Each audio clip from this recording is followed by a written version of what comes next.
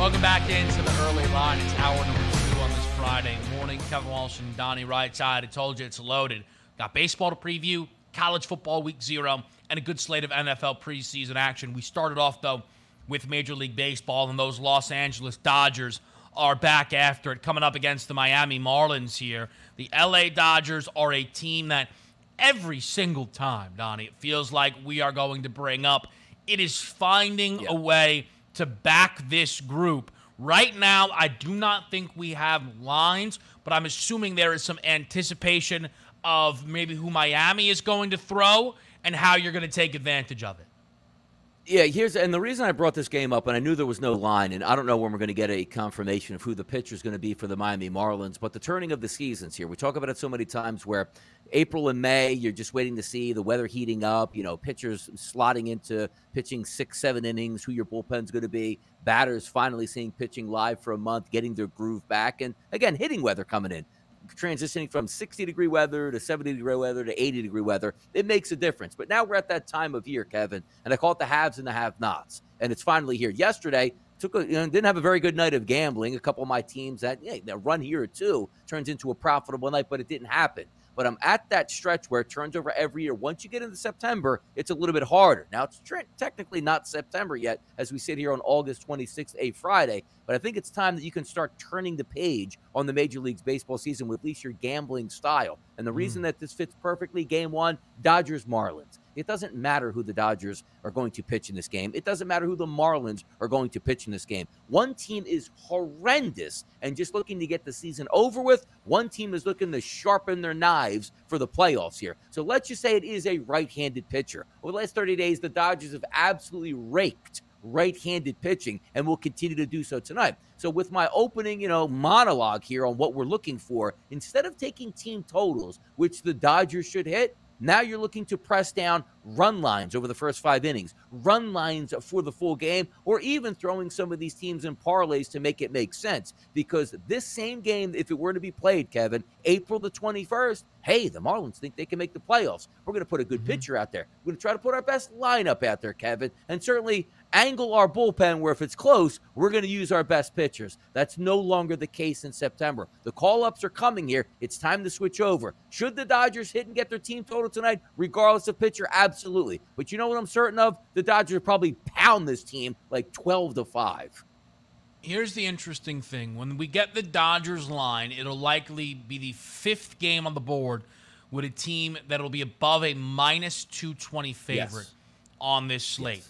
Garrett Cole in Oakland, minus 240. McCullers against the Orioles, minus 225. Minus 300 on the Phillies. Minus 335 on the Mets. And then whenever the Dodgers number comes in. This, though, to me, is why it is always going to be two-sided, Donnie. Go ahead and put those 5 teams in a parlay. You're not going to walk away with a winning night.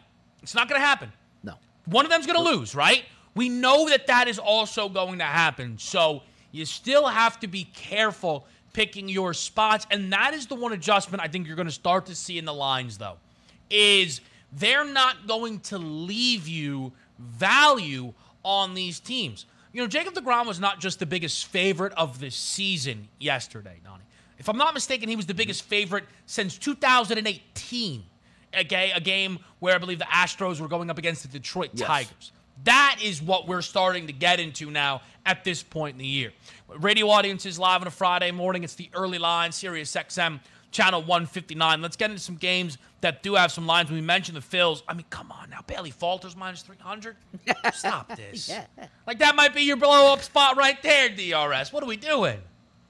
Yeah, Lex, and I'm glad you did bring that up because you still have to have a capping strategy where it's like, hey, your ace is on the mound against a bad baseball team not trying. That's a little bit better because Falter, even though he did have a good start against the Mets and did pick up a victory in that game, or at least the Phillies picked up a victory in that game, who's laying 3-1 here on Bailey Falter in this game? Now, granted, should the Phillies win this game? Yes. Are the Pittsburgh Pirates dead? But this game could easily be 4-1 Phillies in the 5th. Yeah, that's what we thought of. Or, what's the score? 3-0 at the end of the first inning, the Pittsburgh Pirates, because Falter struggled. It could be that way again. So, yes, you do have to pick your poison. And also, there are other ways that you can option yourself as opposed to saying just a team total for the Phillies. How about just taking and say, you know what? think some of these Phillies batters match up nicely here in this game against Wilson. Schwarber, maybe he goes yard at 238 ISO power number versus right-handed pitching over the last 30 days. How about JT Realmuto, who's been on absolute fire? He's at a 304 ISO power number against right-handed pitching. So something that we gotten away from, which is quite fun to still have, hitter prop parlays here. This guy gets a base hit. This guy goes over 1.5 base hits. Just because you have that massive number, I can't bet this game. It's unbettable. You look at the FanDuel Sportsbook here, there's plenty of ways you can make money with sound numbers if you make good decisions. Got to make good decisions, no doubt about it. Can I try and sneak in Blue Jays Angels here? It's Detmers having the ball, who's been one of the weirdest pitchers of the season. How do you match up Toronto and LA quick? It's just a simple thing here. We talked about dead teams. The Angels are a dead team here. Toronto is trying to make the playoffs. There is no angle for me to take the Angels where they're going to rise up and play tough baseball in Toronto. Detmers is one of those guys that I feel like only a gambler understands, right? Yeah. This is a guy who's the profile is like, let's line up a team total, but it's like once every 8 starts, he's out there and it's just like, wait a minute, is he the best pitcher in baseball? The no-hitter earlier in the year, double-digit strikeout performances, but a little fun spot there up against the Toronto Blue Jays. More baseball for us to preview. Keep it right here. You're in the right spot. It's the early line.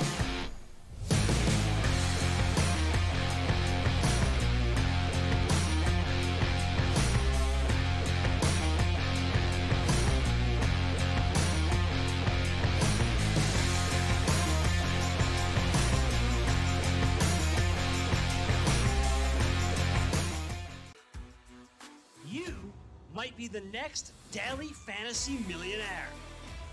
No matter what you watch or where you play, learn from the world's best DFS players. Lineup building tools, expert projections, and advanced stats change the way you play the game. Dominate the competition. DailyRoto.com, the player's choice. The Bostonian versus the book. I'm not buying you dinner because I'm wrong. I'm buying you dinner because you're in town, and it's a nice thing for a friend to do to another friend. Just buy them dinner.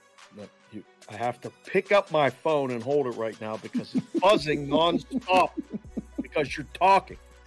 Well, that's what I do, so that's kind of my thing. It's kind of hard to stop me from talking. Kind of hard to stop me from talking. People have tried for 45 years and it hasn't really worked yet. So, the Bostonian versus the book.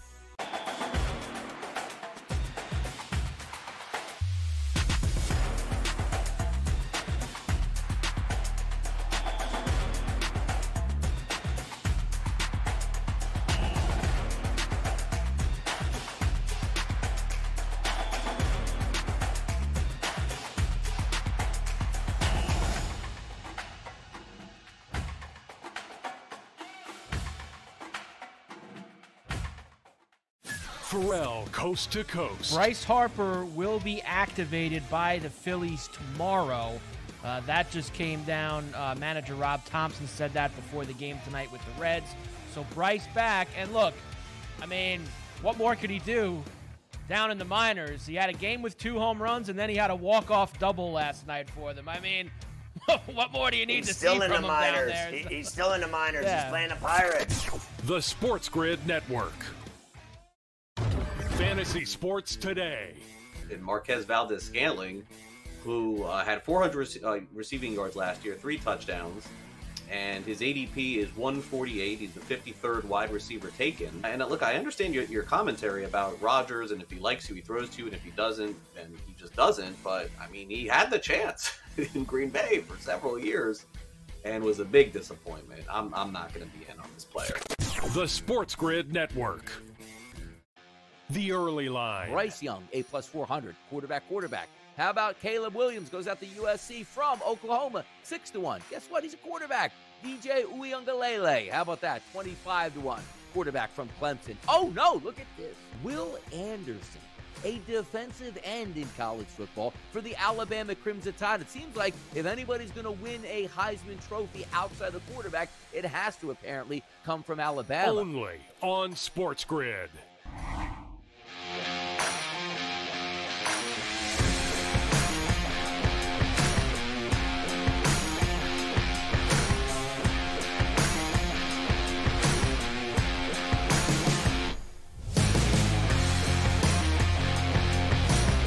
Baseball preview continues, and again, we mentioned Mets-Rockies. I don't know, it's just a discount, minus 450 yesterday, minus 335, man.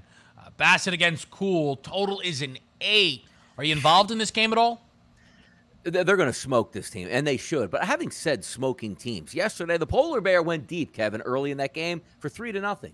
Had a total of 4.5. Boy, this is going to be so easy. That bullpen stinks. And they said, hey, yeah, Jacob deGrom's on the mound. No big deal. We won't press the issue here. So it's another one of those dilemmas that you have because you see the run line at minus 1.5, which is a minus 146. And I don't mind paying up around that 150 price range because I do think the Mets will smash that team. But it should be just as easy to say to yourself, the Mets with the lineup, the way they function, or the way they line up, should I say, against Cool, 750 xFIP over the past month here. Lefties, 406 weighted on base percentage. Righties, 659 with an ISO of 750.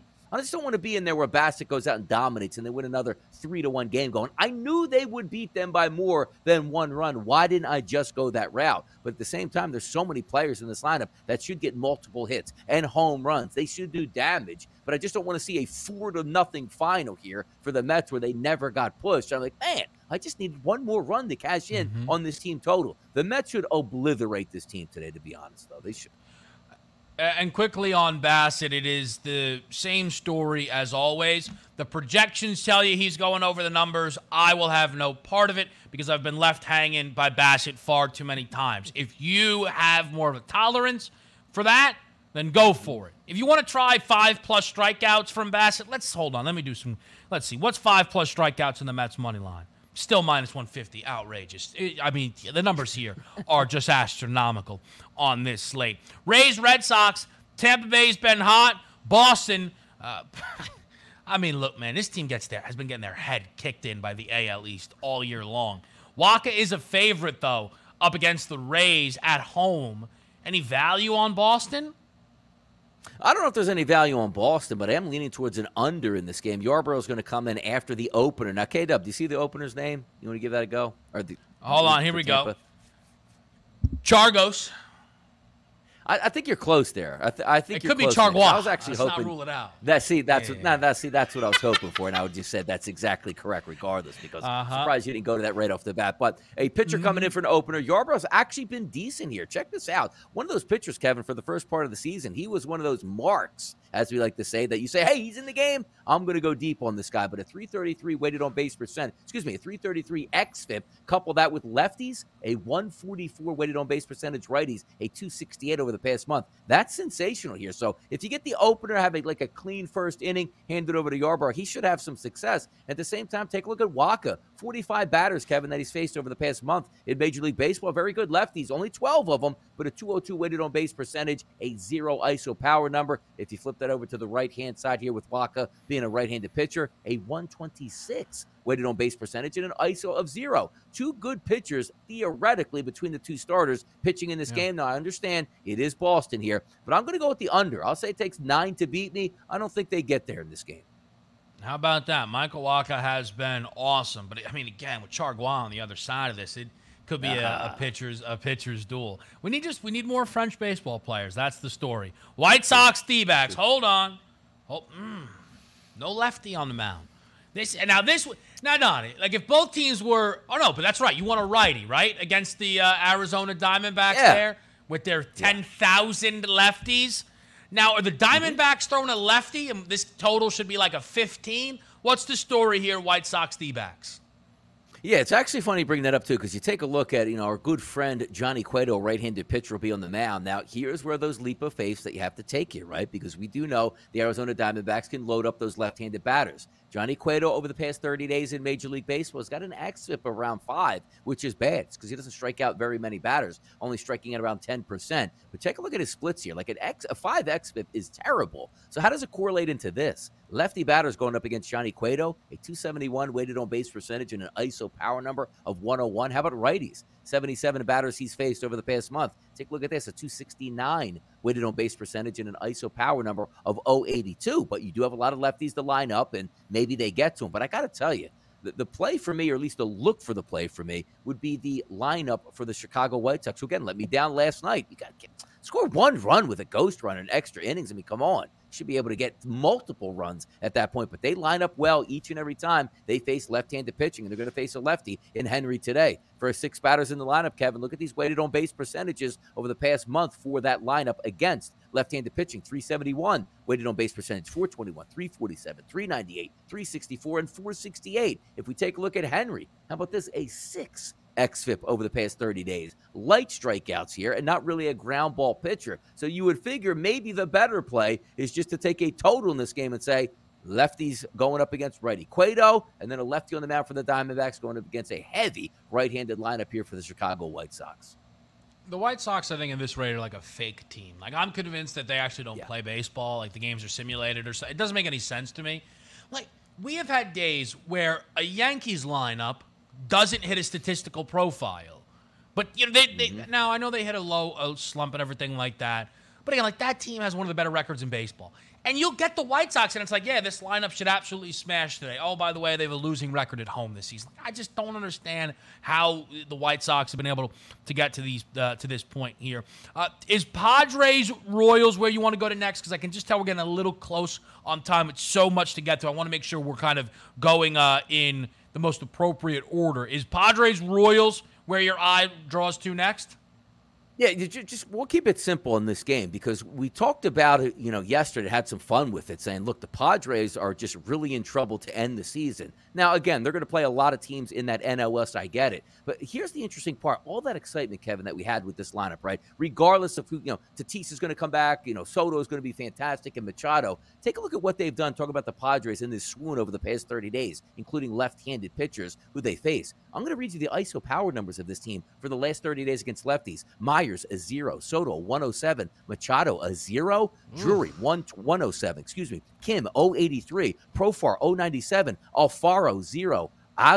Azokar, never heard of that guy before, but apparently not because he has a 0 ISO power number. What gives here? What happened to the Padres? They're no longer a backable team when this was one of the teams, Kevin, I circled and said, oh my goodness, when Soto came over, I can't wait to dip in the team totals for the Padres. That's not the case anymore.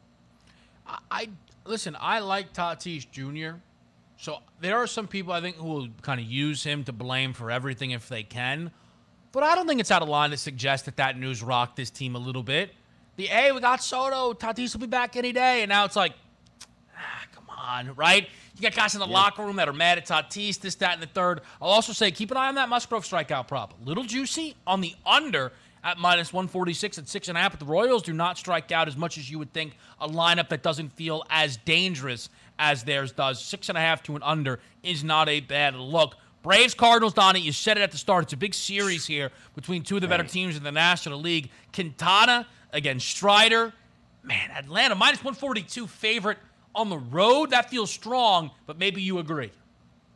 It does feel strong, but also at the same time, you're taking a look at these two lineups. You got two really good pitchers. Let's forget about even the beginning of the season. Quintana coming over here has been wonderful for the Cardinals, and Strider has been fantastic for just about every start he has. But both of these lineups are equally as talented as well with the Braves and also the Cardinals. Maybe the advantage would be Strider's a huge strikeout guy, Kevin. 2.75, a 2.75 xFIP over the past 30 days because he's striking out close to 38% of the batters that he's faced. But also keep in mind, this is a lineup that is absolutely on fire. Talking about the Cardinals, it doesn't matter. Lefty-righty splits, they hit them both here. If you take a look at Quintana, he's got great splits between lefty and righty weighted on base percentage, but a slightly higher xFIP number. I can see why the Braves are favored in this game at that price because I do think Strider overall is the better pitcher. But these two lineups can both get after it. It's one of those games where I sit back and say to myself, the minus 142 sounds about right, but I don't know if I want to bet against the Cardinals at home. I mean, that lineup is devastatingly good.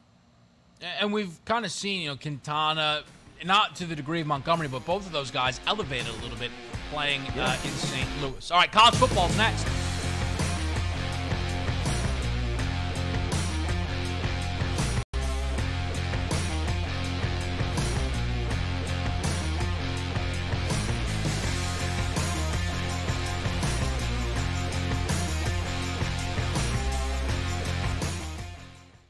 Your heart's racing. The clock's running out. It all comes down to this. We're talking pregame. Pregame. Pregame. Get locked in with Game Time Decisions. Your hosts, Gabe Morency and Cam Stewart, will get you ready for game time. Everything you need to know before a game goes off the board, with the bet slips to back it up. Make your best bet with live odds updates, late breaking news, up-to-the-minute injury reports, and real-time analytics from inside the sportsbooks. All the odds, all the action, from sports wagering insiders and industry pros like Donnie Rightside, Cam Lou, Cousin Sal, the Pro Football Doc, Dr. David Chow, and more. Get the winning edge every weekday afternoon from 6 to 7 p.m. Eastern, 3 to 4 Pacific. It's Game Time Decisions. Only on Sports Grid.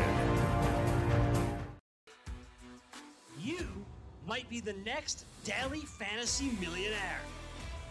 No matter what you watch or where you play, learn from the world's best DFS players. Lineup building tools, expert projections, and advanced stats change the way you play the game. Dominate the competition. DailyRoto.com, the player's choice. The Bostonian versus the book. They don't kick field goals. So now, like, a stupid number like 32 or something should be used because it ain't a multiple of 3 and all these other things that go into making the numbers. Like, All right. they ain't ever going to kick a field goal, so 35.5 is not an option or something. Like, you got to move it quicker. People will figure it out. The rhombuses and the parallelograms will figure it out. The Bostonian versus the book. The early line. Spencer Sanders, first team. Right? Dylan Gabriel, second team. JT Daniels, third team. Yeah, I tell you what, right now, Quinn Ewers is better than all. Donnie, you and I bet Oklahoma State last year over. Don't be surprised if they are favored at Oklahoma State by the time we get to that game. I don't think the schedule is as daunting, and a plus price on 8.5, it does really catch my attention here on Texas. Only on Sports Grid.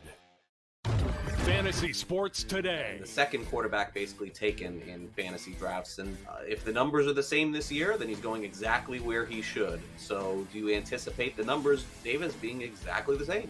I think there's a reasonable chance that he could actually be more effective this season than he was last season. So behind Tyreek Hill, the 3 wide receivers who played the most snaps on the Kansas City Chiefs were Demarcus Robinson. The Sports Grid Network.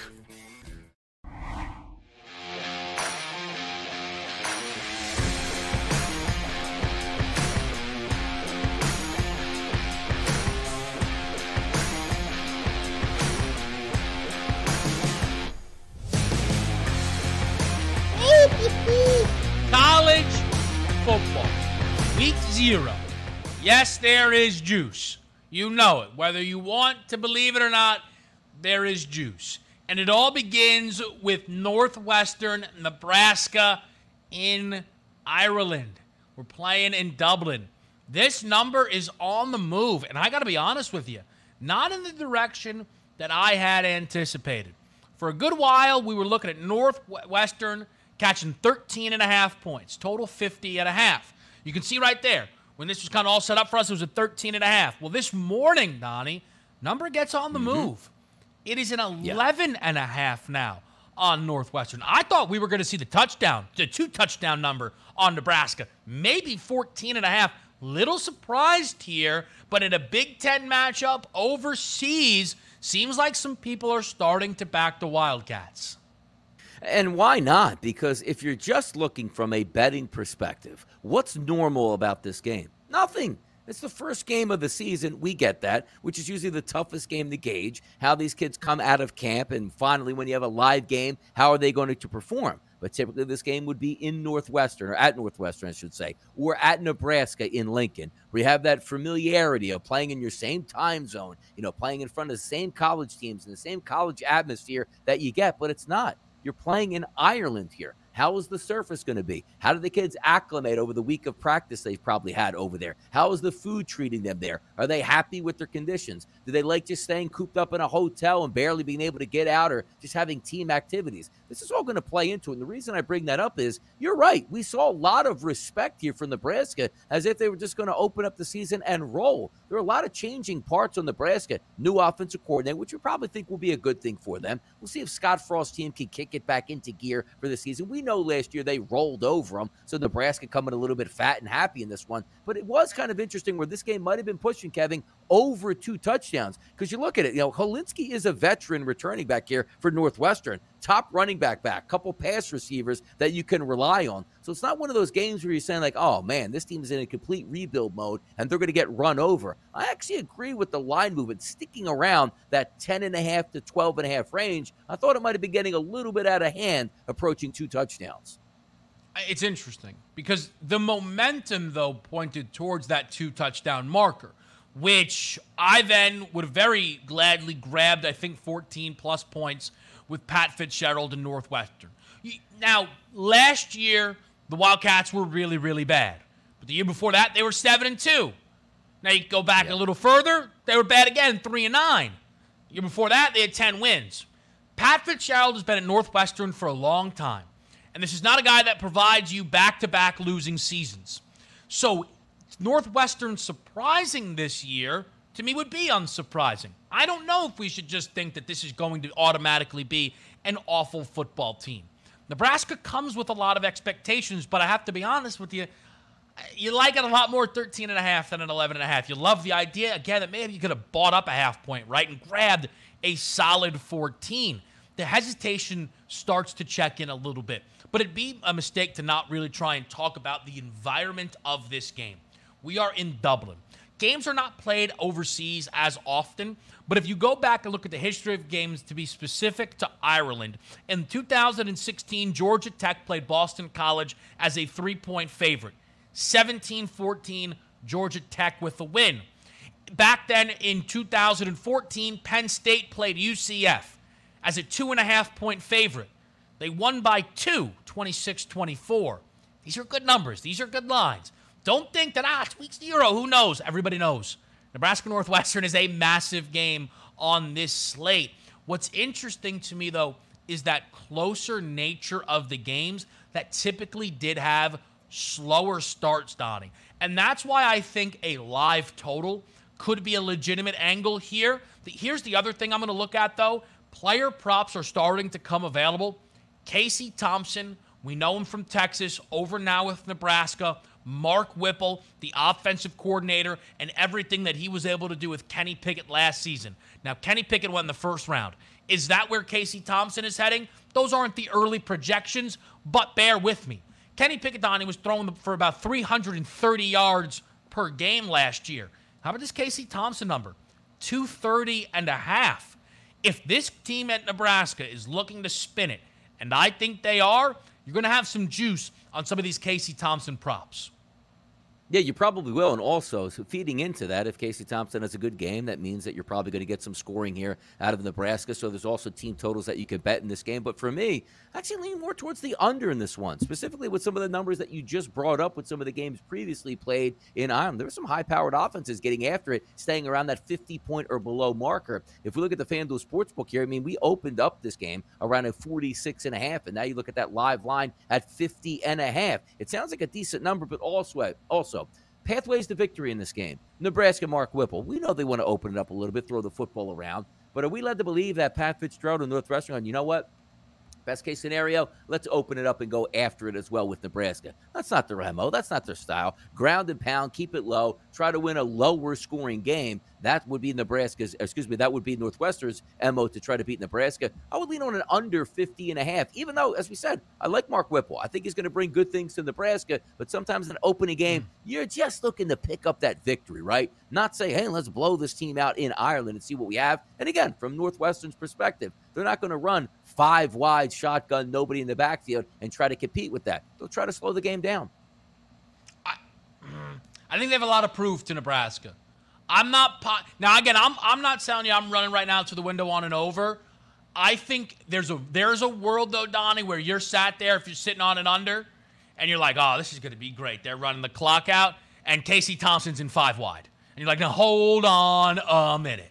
Like, you are up 21. What are you doing? But we shall see. Excited for that game. Another Big Ten team in action is Illinois. They're going to host Wyoming, and they're going to do it as a double-digit favorite. This is another line that's on the move, continuing to strengthen on the Illini. Up to 12.5. Total here is 43 and a hook. This is a Wyoming team, DRS, that has not played a Power 5 school now in back-to-back years. Didn't have one last year. Pandemic season, everybody was kind of reserved to their conferences. So this is, for Wyoming, in terms of a Power 5 look, a little bit of a step up. Although Illinois isn't usually viewed as a power team, but a big number here on Illinois. What do you see when you see these lines?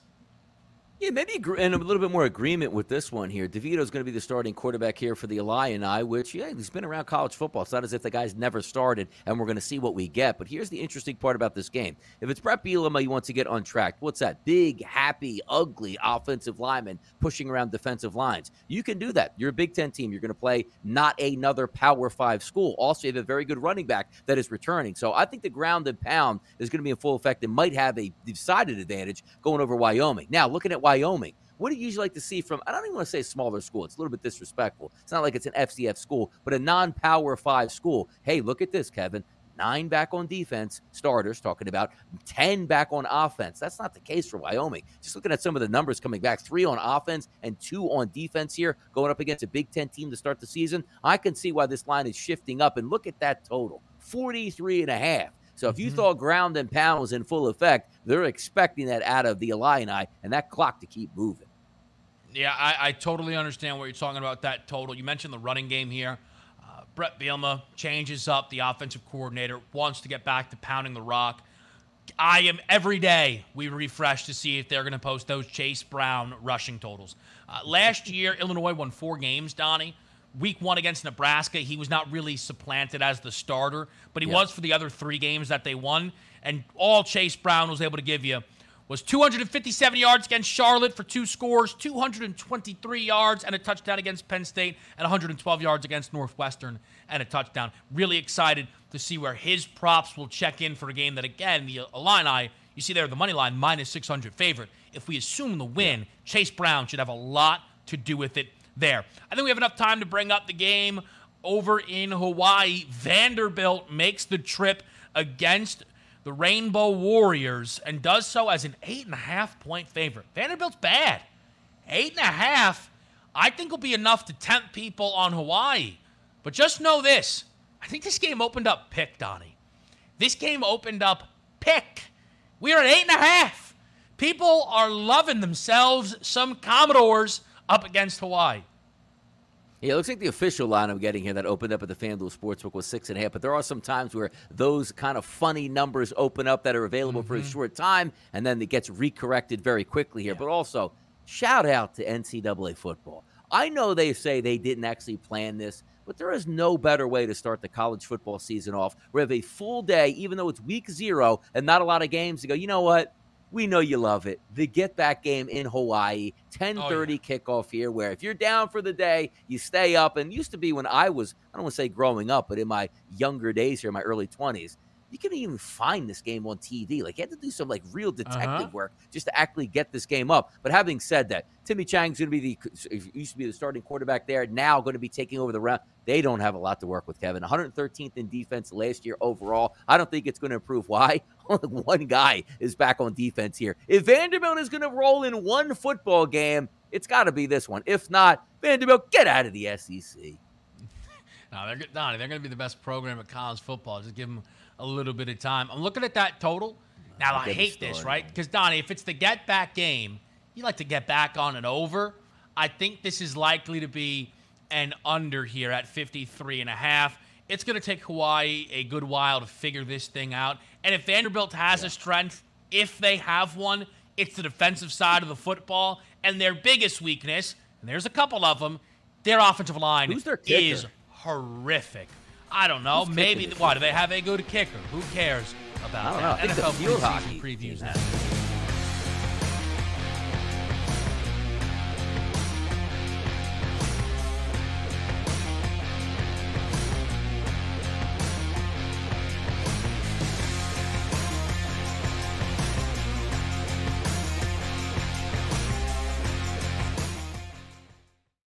Your heart's racing. The clock's running out. It all comes down to this. We're talking pregame. Pregame. Pregame. Get locked in with Game Time Decisions. Your hosts, Gabe Morency and Cam Stewart, will get you ready for game time. Everything you need to know before a game goes off the board, with the bet slips to back it up. Make your best bet with live odds updates, late breaking news, up-to-the-minute injury reports, and real-time analytics from inside the sportsbooks. All the odds, all the action, from sports wagering insiders and industry pros like Donnie Rightside, Gam Lou, Cousin Sal, the Pro Football Doc, Dr. David Chow, and more. Get the winning edge every weekday afternoon from 6 to 7 p.m. Eastern, 3 to 4 Pacific. It's Game Time Decisions. Only on Sports Grid. You might be the next daily fantasy millionaire. No matter what you watch or where you play, learn from the world's best DFS players. Lineup building tools, expert projections, and advanced stats change the way you play the game. Dominate the competition. DailyRoto.com, the player's choice. The Bostonian versus the book. They don't kick field goals. So now, like, a stupid number like 32 or something should be used because it ain't a multiple of 3 and all these other things that go into making the numbers. Like, all right, I ain't ever going to kick a field goal, so 35.5 is not an option or something. Like, you got to move it quicker. People will figure it out. The rhombuses and the parallelograms will figure it out. The Bostonian versus the book. The early line. Spencer Sanders, first team. Right? Dylan Gabriel, second team. JT Daniels, third team. Yeah, I tell you what, right now, Quinn Ewers is better than all. Donnie, you and I bet Oklahoma State last year over. Don't be surprised if they are favored at Oklahoma State by the time we get to that game. I don't think the schedule is as daunting, and a plus price on 8.5, it does really catch my attention here on Texas. Only on Sports Grid. Fantasy Sports Today. The second quarterback basically taken in fantasy drafts, and if the numbers are the same this year, then he's going exactly where he should. So do you anticipate the numbers, Davis, being exactly the same? I think there's a reasonable chance that he could actually be more effective this season than he was last season. So behind Tyreek Hill, the 3 wide receivers who played the most snaps on the Kansas City Chiefs were Demarcus Robinson. The Sports Grid Network.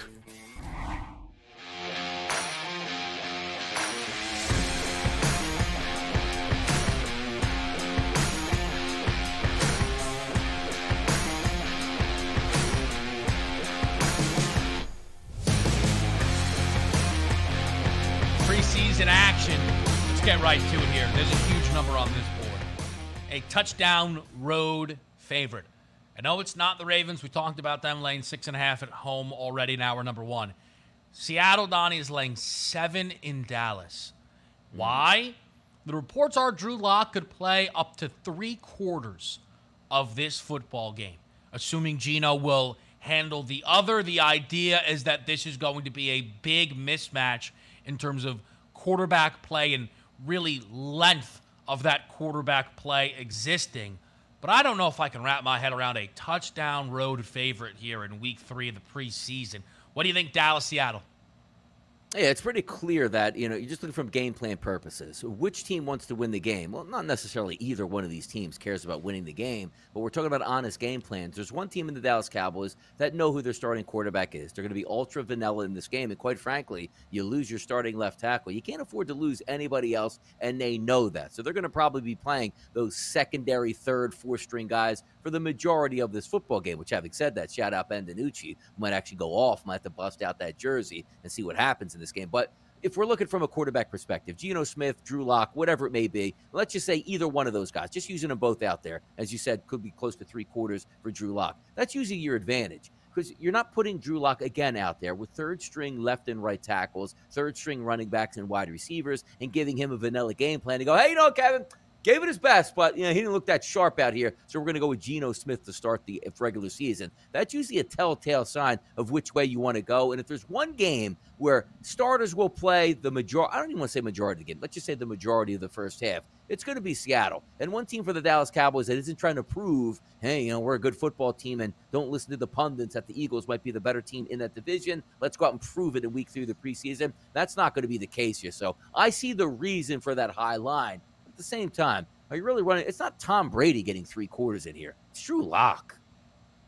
And not only that, but it's not like Metcalf is going to be out there the whole game. It's not like Lockett's going to be out there the whole game. True. And it's still, I should not be able to say the back door will be open all game long. But really, like Donnie, again, if Seattle's up 10, Dallas has the football, they could go down. Seattle's up 14, you could nab yourself a push. So, to me, I'm not laying 7 on the road in the preseason. I don't care. I will say, though, this is probably the most important game because I think Drew Lock can win the job. Because of that, I think that's why you have to keep your eye on this here and see. What'll be really interesting, by the way, is could Drew Lock be good enough to be removed from this game earlier than anticipated? And they're like, we've seen enough. We're good here. We know what we have. Think about it like that, right? The better Drew Lock is, the less he might actually play. Right, Donnie? If he goes out there, first 2 drives are touchdown drives, what are we doing here, right? They don't need him to play. Like, hey, let's see if this guy goes perfect 5 for 5. Like, it's not a real football game.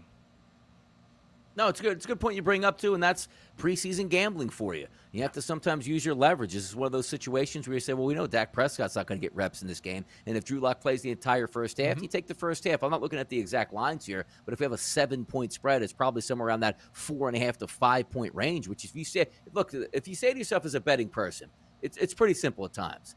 If at the half, the Seattle Seahawks are tied with the Cowboys 10-10, it's probably a good chance they're not covering. But obviously, if the Seattle Seahawks are up 7 at the break, there's still no guarantee they win that game by 7 or more, but you covered your spread. Isn't our angle here getting Drew Lock to play for the entire first half against backups for the Dallas Cowboys while you still have the semblance of some starters in for the Seattle offense? That's your angle in this one. That's the only way I'll be able to bet this game. Seattle first half.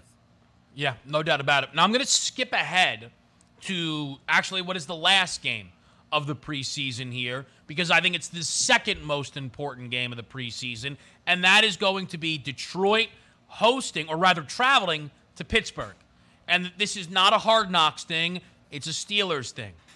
Mike Tomlin has said they have all the time in the world to make their decision at quarterback.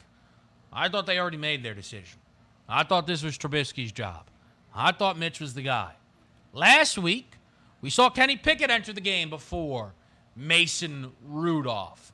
Now, I don't think Kenny Pickett is going to enter this game before Mitchell Trubisky, but at least the tone of Mike Tomlin is that Kenny Pickett has the chance to snag this job this week. Do you believe that is true at all, Donnie? Look, all you millennials need to calm down here with Kenny Pickett because it seems like there's a clear divide. Like, you old guys don't know what you're talking about. Yes, true veteran quarterbacks like Mitchell Trubisky in the NFL will get the nod over millennials' favorite quarterback in the history of the world, Kenny Pickett here. Now, granted, here's what they're doing. It's very smart, and I'll explain it again for the Pittsburgh Steelers. You have your franchise quarterback in Kenny Pickett where you say, you know what? He's progressing along exactly the way we wanted. He's passing every test we've given out. We still want him to think that week 1, there's a legitimate chance he's going to be the starter. So we want him to prepare this week and put a lot on his plate to see if he handles it under pressure where maybe a job is on the line. And if he does pass that test, congratulations. You'll be the number 2 quarterback for the first few weeks of the season and eventually take over from Mitchell Trubisky once after 6 to 7 weeks, it's clear that this Pittsburgh Steelers offense isn't moving the football. And then you have no issues whatsoever going with Pickett. If he struggles, if he's great, there's no pressure on him at this point. So from that perspective, I am correctly predicting this. Mitchell Trubisky will be the week 1 starter, but Kenny Pickett will play well this weekend, Kevin. It's really one of my favorite things going. That Donnie thinks in the Pittsburgh... Now, I think they're going to start Trubisky. I do, okay? But that Donnie thinks in the room they're going, listen, Pickett, we know we're going to be bad. We think we're going to be awful this year, in fact. By the way, the reason we're going to be bad is because we have an awful quarterback. Yes. But we have no intentions of letting you get out there and get after it soon. No. We want to make sure the season is over before we throw you out there. The insanity that it takes to draw that conclusion is only stubbornness that can be provided by somebody that is at least 40 years old. Now, we continue to move through this board here, Donnie, and take a look at some of the Friday action. The Panthers are laying 6.5 against the Buffalo Bills. Now, the Panthers are going to get Baker back out there, so this whole week 2 is a bye week preseason thing. How much Baker Mayfield are we supposed to be getting in this game? Again, a quarter of football, and then is Sammy D going to throw it down for a quarter? What are we thinking here, laying 6 and a hook against the Bills? Yeah, this would be like, because again, we're trying to see who's actually playing or not, so you try to read between the lines. But this would be fantastic stuff. Like if Baker Mayfield gets the first 2 series, but they don't even go to Darnold in this game, just hand it over to like Philip Walker. That sounds like probably what's going to take place. But what should happen here, right? Baker Mayfield gets a few drives, Sam Darnold gets the rest of the half, and then you still have to go to Philip Walker, whoever in the second half, third and fourth quarter, wherever you want. But it doesn't interest me to take a -6.5. And I know the Buffalo Bills have, bigger visions on the season and saying, let's look at embarrassed down in Carolina on the last preseason game. They're not going to play very many starters, if at all, for this game. So if there is an advantage, it would be for Carolina. But again, I'm not juiced up to say to myself, boy, I've really got to get down on the Carolina Panthers in this game because they should roll the Buffalo Bills second-string team. It's just a spot, again, where we're laying 6.5. It feels like a leap is kind of being made there. I think if you're, I think Baker's going to try and dominate. Well, just have a little patience and see if they post some first half lines out there then for you. If you're really all in all super positive that Baker Mayfield's going to be able to tie one on, which again, and it's interesting, right? Buffalo last week, I think Josh Allen only played the one drive against Denver. Now that they scored a zillion points? Yeah. 2? Yeah. Right? Why 30s. am I supposed to believe that Buffalo? I think they scored in the 40s, even, to be honest with you. Did they score in the 40s? They won by 30. Yes, they won by 30. Yeah. Don, why? That was all backups. Josh Allen did throw a touchdown in the game, but the whole thing was backups there, right? So I don't understand Baker's going to be out here lighting. It's all right, maybe go over the 39.5, right? Maybe you find yourself a little total juice. Although yesterday's games were definitely lower scoring. Yeah, they were. Which is something to kind of keep tabs on. Raiders-Pats is a night game here on this Friday slate. Mac Jones season. What's the excitement level here for just some more Patriots football? They were able to win their last preseason game. Final score on that one was 20-10. The Mac Jones reps, 4 of 8 for 61 yards. It wasn't far from a banner performance all in all from the Pats. What do you think of Raiders-Patriots? Yeah, it looks like from the line alone, a -1. That means we actually don't know who's playing either here at the FanDuel Sportsbook at this point, and rightfully so. It doesn't look like for the guy that you think would need it. And if old school Bill Belichick, he sees in camp, our offense stinks. Our quarterback has stunk the entire way through. So what better way to end the regular season, end the preseason, than to not play anybody as if we're ready to go for the regular season? If there's any team that should be -13.5 in the last preseason game, it should be New England, as Belichick it's a football game. We're going to play all 4 quarters, and we're going to try to win this one, right? That's the one team here. But it looks like they're cool. They don't know who's calling the plays. They don't know who's going to be playing well. The offensive line, the running backs, we'll get a mixed match of everything. I don't trust it here. I'm not going to be betting this game, but my goodness, if New England is just we're fine heading into the regular season, that's pretty impressive. I'm a fool for I'm not going the other direction of what you said there of trusting the idea that Josh McDaniels would like the chance to beat Belichick. Oh, yeah. That's nonsensical. Is that bad? Is that insane? I don't know. They're home. It's 1.5, so who cares, right? We don't it's -120 on the money line. Is that wrong of me, Donnie, to think that McDaniels would gladly take this win here in a preseason game? Yeah, Raiders up 38-0, late fourth quarter, fake punt by the Raiders here for another touchdown to just say, take that, Bill Belichick. I never learned anything. I was the brains behind the New England Patriots, not you, Bill Belichick. That's what you want out of this game. Now, the only, question is, and by the way, the Raiders are 3-0 this postseason. This is their 15th preseason game. Yeah. That's what happens when you play in the Hall of Fame game. Do they have anybody? Do they have anybody left? Like, who plays? Because they've not played like a starter, I don't think, other than we love Josh Jacobs. That's why we have him out there. Yes. Like, Josh, Yeah, tell Jacobs me probably Josh gets Jacobs 17 is out there carries in tonight. his first half. Yeah, 17 carries first half. Absolutely. That's what I need. That's Showcase. We're not I showcasing him. He just needed the work. Meanwhile, like, they're saving Amir Abdullah. Like, Amir's like out there with the shoulder pads off, and Jacobs is like, now just hold on a minute here. Who exactly is the starter and who isn't? He's tapping his helmet to come out like you need a breather, and nobody's paying attention to him. He's just out there dogging it. Yeah. Stay back. You're good, Josh. You're good, brother. Yeah. Hold on, fellas. He's hitting both sides of his helmet. Get me out, man. Oh man, like in soccer, you play a man down. Like they're playing 10 on 11 there. Oh, he's sitting man. Indian style at the 50 when they're in the red zone. Like, I just can't take it anymore, man. I just can't take it. I think Belichick might like go over there and tell McDaniels, like, you cut that guy right now. Like that we are a no nonsense team. Like, don't you ruin my reputation here. Quickly, is there anything else preseason wise you're interested in here on this slate at all? Yeah, not all that much, but it just getting into it. The one thing I do like talking about non-preseason, the cut line coming up quickly here. So you'll get a lot of movement, and we'll see if some of these big names do move. Because when you're cutting 20 to 30 players from your football team each team, it's going to be some big names out there. That's what I'm looking forward to. We are one day closer, by the way, to us taking a 2-hour show and dedicating no less than an hour to Jimmy Garoppolo being cut. We'll see you then. That's right. Listen up. Wow.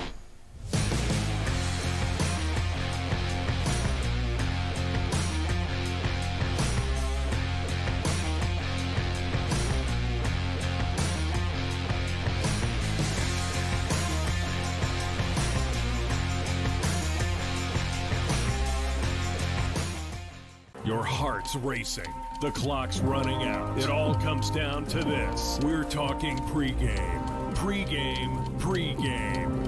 Get locked in with Game Time Decisions. Your hosts, Gabe Morency and Cam Stewart, will get you ready for game time. Everything you need to know before a game goes off the board, with the bet slips to back it up. Make your best bet with live odds updates, late breaking news, up-to-the-minute injury reports, and real-time analytics from inside the sportsbooks. All the odds, all the action, from sports wagering insiders and industry pros like Donnie Rightside, Cam Lou, Cousin Sal, the Pro Football Doc, Dr. David Chow, and more.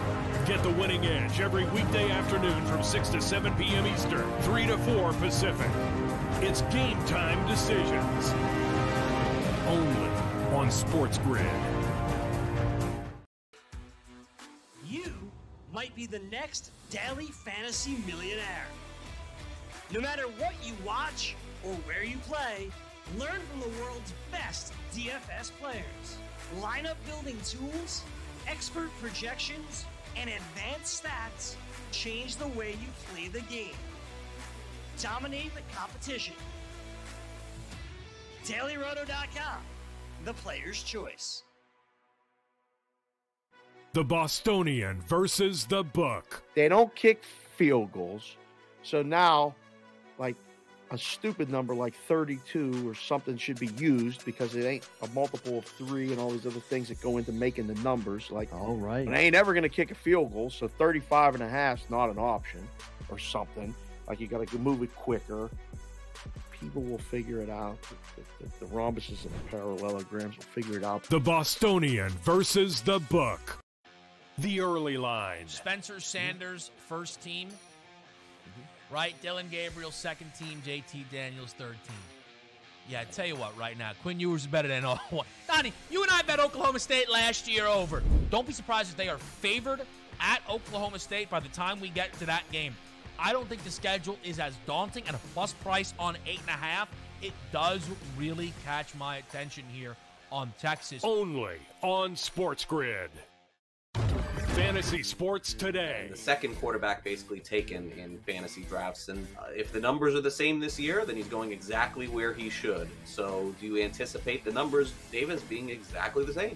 I think there's a reasonable chance that he could actually be more effective this season than he was last season. So behind Tyreek Hill, The 3 wide receivers who played the most snaps on the Kansas City Chiefs were Demarcus Robinson.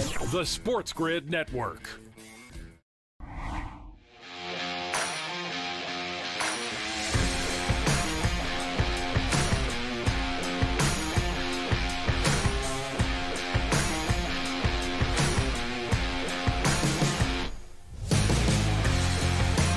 All right, final segment of the week here for the early line. Right here on Sirius XM channel 159 on the Sports Grid Network. Donnie Rightside and Kevin Walsh, we got you there. We got you out of the starting gates here because tomorrow, college football is going to begin. Now, we talked a lot of hot topics today going over those college football games, and also there's a pretty good preseason schedule out there in the NFL. Cut line coming up after this weekend, and off we go down the path for the NFL season. But we got to spend some time today. We did it, people. Football is here. Listen up.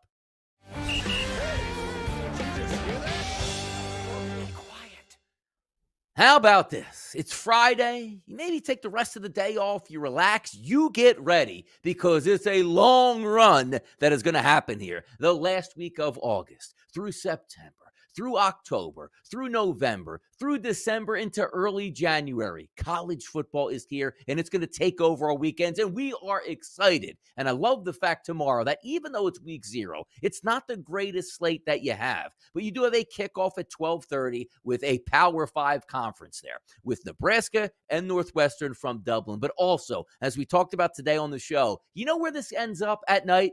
With Hawaii, 10:30 p.m. kickoff here, that you're going to have your annual get-back game with the Hawaii Rainbows. Fantastic stuff here. Now, also keep in mind, even though we have a 7-game schedule here of, I don't want to say Power 5 schools, but upper-level Division I teams, you also have the mixes coming in. Austin Peay, Western Kentucky, Idaho State, UNLV, Duquesne, and Florida State. There's so many more options that we have, and also Week 1 in college football, the big boys get back into play. You've earned this out here, people. You have. You've been through the dark days of late February, March, April, May. Then we hit the summer, the dog days of summer, where you're just waiting for tidbits of information to come out in college football. Who's going to be the starting quarterback? How's this team looking? What's the recruits doing here coming in from last year? And we finally are going to have it heading into the season. This is going to be exciting, but I do preface this. If there is a public service announcement that I can give you out here, do you know what it is?